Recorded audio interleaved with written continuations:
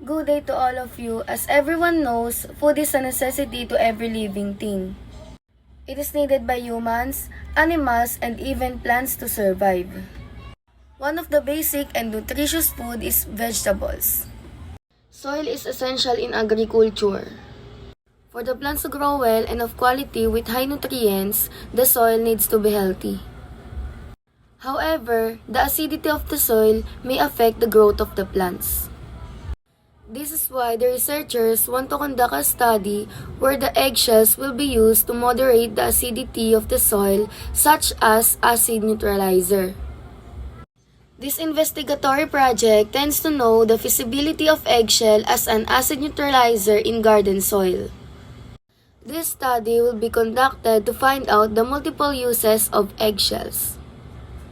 To investigate the most effective type of eggshell that can neutralize the acidity level of the soil. This study will only be limited in checking the feasibility of eggshells as an acid neutralizer. Good day, and I will be talking about the background of the study for my group's research. Our research is about using eggshells as acid neutralizers for soil. Did you know that eggshells actually contain a lot of nutrients?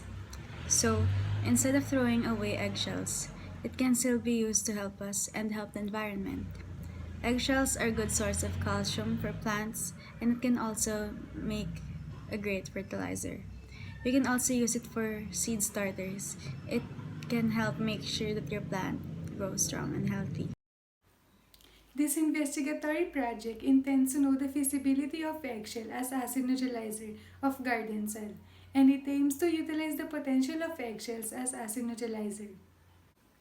Our objectives in this investigatory project are: we want to lessen the acidity in soil, we want to provide cheaper alternative fertilizer, and lastly, we want to help the farmers. This study aims to know if the eggshells are feasible to neutralize the acidity level of garden soil. The researchers would like to address the following. The first one is, what type of eggshell is the most effective soil acid neutralizer? Is it quail shell or native eggshell? The second one is, what are the significant difference using an eggshell as acid neutralizer based on acidity level or nutrient content? And lastly, will the amount of eggshell affect the soil's acidity and nutrient content?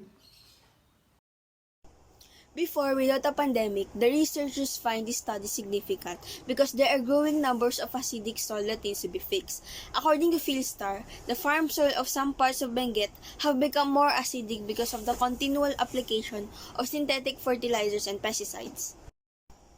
But right now today, this study is significant because during the pandemic, many people are getting sick, including the farmers, due to the spreading virus. The researchers believe that our study will help these farmers make their own soil fertilizer / acid neutralizer for their plants and other crops at home so that they won't get infected by the deadly coronavirus. This study will help many people that have a garden at home or are interested in gardening because they have nothing else to do at home during a pandemic. People can make their own soil fertilizer / acid neutralizer at home where they will be safe from the deadly virus spreading around the world. The researchers strongly believe that this study will aid people with the problem to solve acidic soil without going outside to buy some, where they will not be safe because of the coronavirus, also known as COVID-19. Good day everyone, I am Gerald Raquepo and I am the one who will discuss the scope and the limitation of our investigatory project. The scope of our project is identify what is the best type of eggshell that can make the soil less acidic. The eggshell that we will put in the experiment are quail and native chicken eggshell. The limitation is that we are only limited in measuring the soil acidity and will not go farther in planting.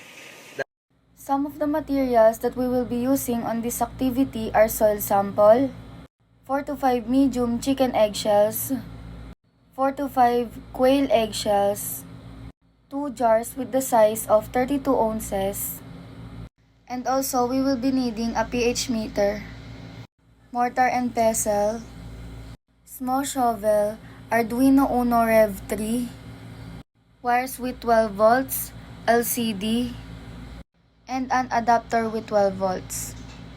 These are the things that we need to make this activity work. Discuss the methods of this activity. First task is to test the soil pH level. We need the jar and fill it up using a trowel and soil sample. Next step is to take the 4 to 5 eggshells and crush it using the mortar and pestle. Crush it until it becomes a mixture. After that, we take our crushed eggshells and put it in the first jar. We did not put eggshells in the second set of jar so that we can determine its acidity before. While waiting for the eggshells to be absorbed, we will make our device that can test the acidity of the soil.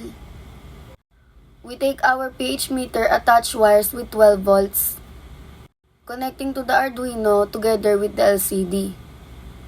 Right after finishing the device, we take it to measure the acidity or the pH level of the two soil. Here is our blueprint or schematic diagram. And next slide is our codes for it operate. For the projected cost analysis, it will cost 2,363 and it consists of 10 items. Projected timeline. For the first 2 days of June, it will be allotted for the gathering of materials. The next 2 days will be allotted for preparing the setup. For the first 2 days of July, it will be allotted for construction, and the next 2 days will be allotted for programming.